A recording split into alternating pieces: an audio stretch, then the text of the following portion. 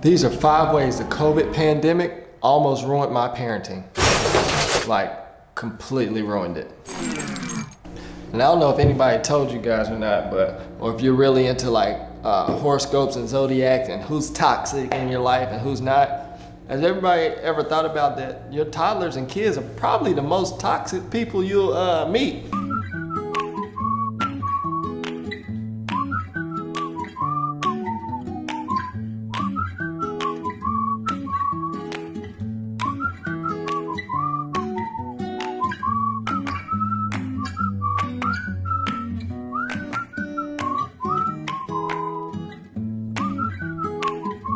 What's going on, guys? Thanks for joining the Coping Life channel. If you're new to this channel, today is going to be all about how I'm going to discuss with you 5 things that the COVID pandemic almost ruined me and my wife's parenting skills, or just parenting in general.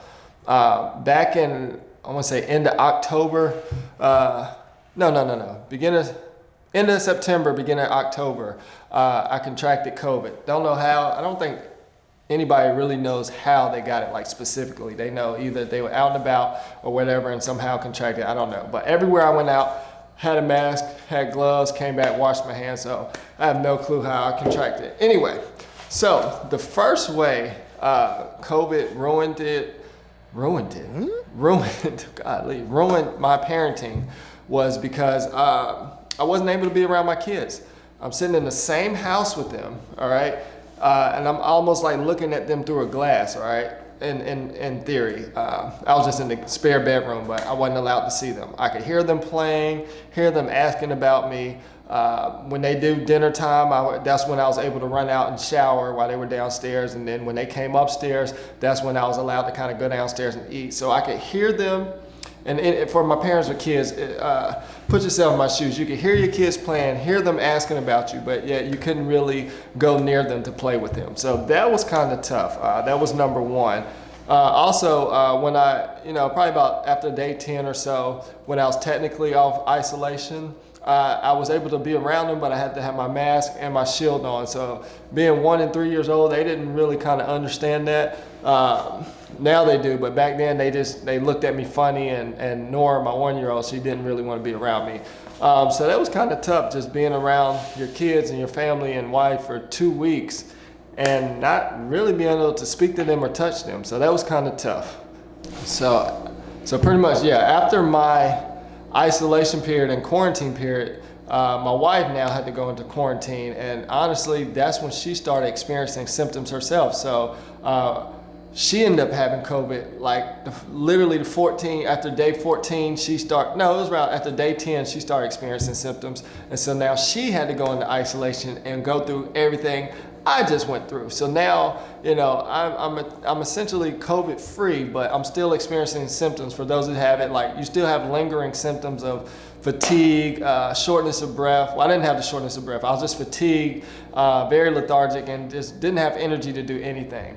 But kids don't understand that. So I'm still having to take care of them, feed them and everything, play with them from a distance. I still wasn't really being hands-on with them. So I had to kind of stay my distance. But during my COVID period, I lost my smell and taste. So nobody really thinks about that. But when you have a 1-year-old, lucky Kennedy's potty trained, but having a 1-year-old, she poops and pees. I couldn't smell that. I had no clue when she pooped. So with that being said, number 2 way COVID almost ruined parenting. Why I keep saying ruined it? Oh my God, ruined parenting was Nora kept getting diaper rashes. I would check her, from time to time. Of course, she didn't poop, but the moment I didn't check her, I couldn't smell it. So I had no clue if she pooped or not. Of course, every time I actually went to go change her, she was red and had a little rash, and those with diaper rashes, or parents know with kids with diaper rashes, they don't want you to touch them, they don't want the air to hit it, they don't want any of that. So that was also kind of rough.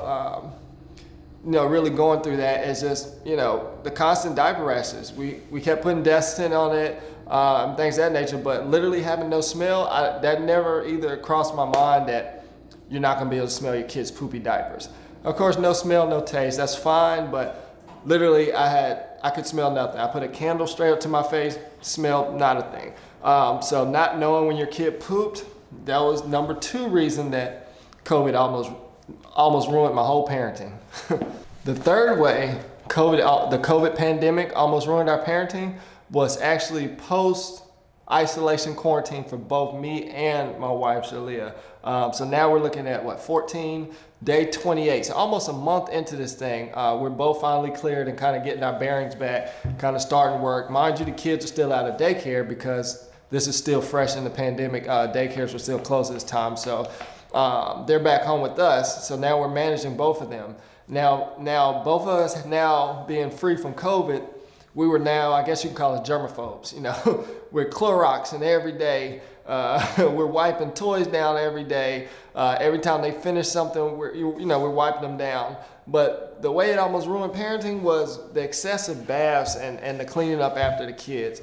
Non-stop, we're cleaning up after them. And again, 1 and 3 year old, there are toys everywhere. So every time they pick up a toy, we're spraying it once they're done and putting it back. So that in itself was a non-stop job.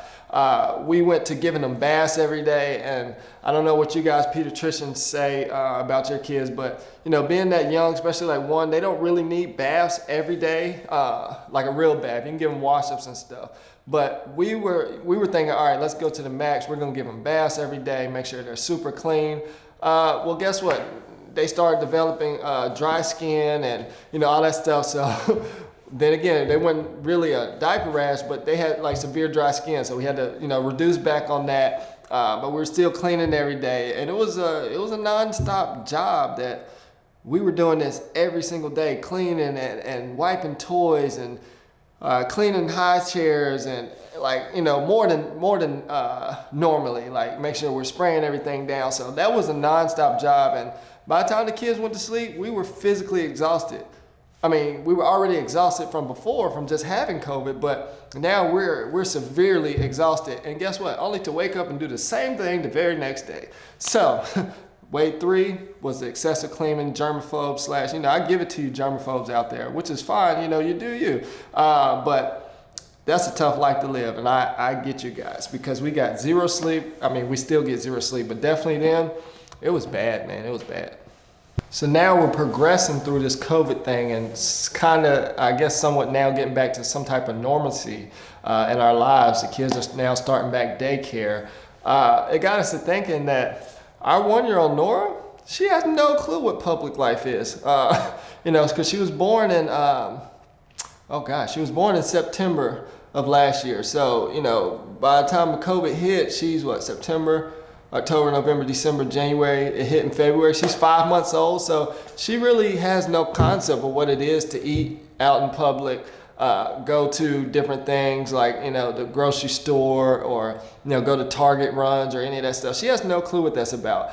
So now being over 1 year old, she might have some type of stigma or I wouldn't call it PTSD, but she has some type of stigma because she has no idea what a public facility is like outside of her daycare. So that's another way that we're gonna have to kind of cope with this and kind of adapt to this new parenting style to get her kind of re-released out into the public. I'm talking like my bio days, like I'm at the wildlife center, re-releasing the animal back into the wild. But it's essentially the same thing. We kind of got to reintroduce her back into like public life, because she has no idea, whenever that may be, she has no idea what any of these things are. So that's kind of ruining parenting, because now we have to, as parents, learn how to come up with a way to figure out how our kids can go out in public and teach them how to be out in public. Kennedy, she knows because she's 3, of course she's been out there, but Nora, she has no idea how to act when she's out in public or know what to expect or any of the things. So we're gonna have to teach her, we're gonna have to teach ourselves how to teach them to be out in public, or Nora how to be out in public. So that's, I guess, way number 4, that this COVID pandemic is really taking a toll on being a parent right now. It's really tough, So now that we're getting back into the swing of things, we now have to become stay-at-home working parents / teachers. Because at this point, again, daycares are still limited as to their availability and their openings.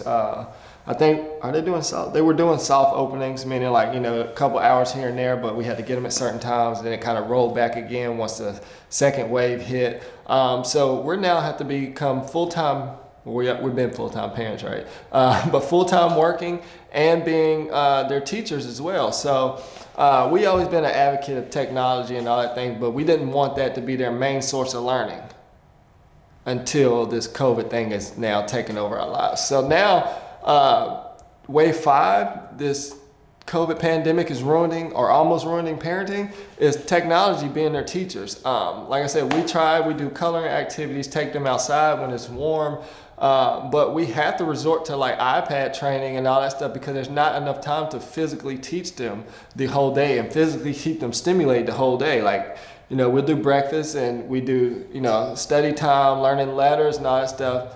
Then there's a down period where we actually have to work. So the iPad and Word Party and what's the other, Coco Melon, they're all great shows, but it's hard, or it was hard to not allow them to watch TV all day, be on their iPad watching Ryan's World. Shout outs to Ryan World.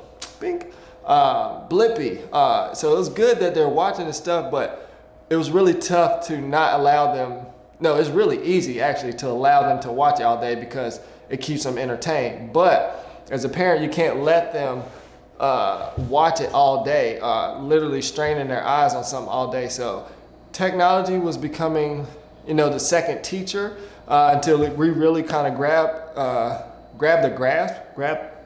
hold of that kind of ideology that, like, you know, we can't really let learning teach our kids solely. It can definitely supplement and complement, but we kind of have to take the reins and really be more hands-on. So that was kind of tough, really transitioning to, you know, balancing work schedules and physically teaching them. Thankfully, now that they're back in daycare and going full-time, it's definitely helped out a lot, but we're still, you know, minimizing the time on the iPads and just sitting there staring at the TV. But at first it was pretty tough, man. So that's 5 ways right there that this COVID pandemic almost zip parenting. We almost like, hey, you want kids, grandparents? Here you go. I'm just kidding. We would never do that. But I think I've gotten a little bit more gray hairs for sure from being in these kids because being around these kids 24/7. We love them to death, but it was rough, man. It still is rough because we're still going through this pandemic. Who knows it will be an end. Hopefully these vaccinations and this next strand doesn't really take us out. But yeah, that's our 5 ways of how this COVID pandemic really took a toll on parenting. And I don't know if anybody told you guys or not, or if you're really into like horoscopes and zodiacs and who's toxic in your life and who's not. Has everybody ever thought about that? Your toddlers and kids are probably the most toxic people you'll meet because they will terrorize you, the family dog Titus right here. They terrorize Titus. They'll terrorize your furniture, all your pots and pans, and then out the next breath be like, "I love you, Daddy." And you're like, "What? Who are you?" Give you a hug and then go back to terrorizing you and go to sleep. So they're definitely the most toxic for sure. Toxic little lovable animals. If you like today's episode, please subscribe to this, share it, comment some of your ways that COVID's ruined your parenting. I know I didn't cover them all, but these are just our personal ones. And like I said, share this amongst your friends because we are going through a pandemic, and this is kind of a lighthearted way to, you know, get through this thing together. But if you liked it, make sure you subscribe for more videos like this. And like I said, leave comments on some of the things that, you know, parenting almost got you and took you over the edge, grew your hair a little bit more gray, or made you want to cut it, or made you want to just hide under your bed for like 2 or 3 days. But leave a comment below, like and share. Peace out. Coping life. Boom.